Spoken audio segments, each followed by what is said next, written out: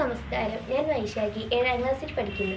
വായനാ ദിനത്തോടനുബന്ധിച്ച് ഞാൻ വായിച്ച ഒരു പുസ്തകത്തെക്കുറിച്ചാണ് പറയാൻ പോകുന്നത്. ജപ്പാനിലെ പ്രശസ്ത എഴുത്തുകാരിയായ തെരേസ കുറയാനഗി എഴുതിയ ടോട്ടോച്ചൻ ജനാലക്കരികിലെ വികൃതിക്കുട്ടി. ഈ പുസ്തകം മലയാളത്തിലേക്ക് പരിഭാഷണം ചെയ്തത് കവി അൻവർ അലിയാണ്. പേരുപോലെ തന്നെ ഒരു വികൃതിക്കുട്ടിയുടെ കഥയാണ് പുസ്തകത്തിൽ വിവരിച്ചിട്ടുള്ളത്. തെരുവ് ഗായകർക്കൊപ്പം പാട്ട് പാടാനും ഇഷ്ടമുള്ള ടോട്ടോച്ചാനെ അവളുടെ ആദ്യ സ്കൂളിൽ നിന്ന് പുറത്താക്കി. പിന്നീട് അവളുടെ അമ്മ ടോമോ എന്ന പുതിയ സ്കൂളിൽ അവൾ ചേർത്തി. അവളെ പഴയ സ്കൂളിൽ നിന്ന് പുറത്താക്കിയ കാര്യം അവളുടെ അമ്മ അവളോട് പറഞ്ഞിരുന്നില്ല.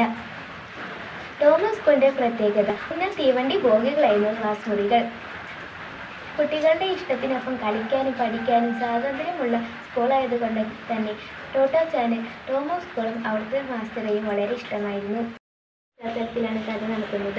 കഥയുടെ അവസാനം ടോട്ടോച്ചൻ അവളുടെ മാസ്റ്റർക്ക് കൊടുത്ത വാക്ക് വലുതാകുമ്പോൾ ഞാൻ ഈ സ്കൂളിൻ്റെ മാസ്റ്ററാവും എന്ന വാക്ക് അവൾ പൂർത്തീകരിക്കുകയും ചെയ്യുന്നു.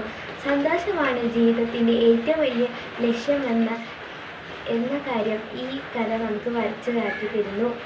അതുകൊണ്ട് തന്നെ ഈ പുസ്തകം കുട്ടികൾക്ക് ഏറെ ഇഷ്ടപ്പെടും. നന്ദി, നമസ്കാരം.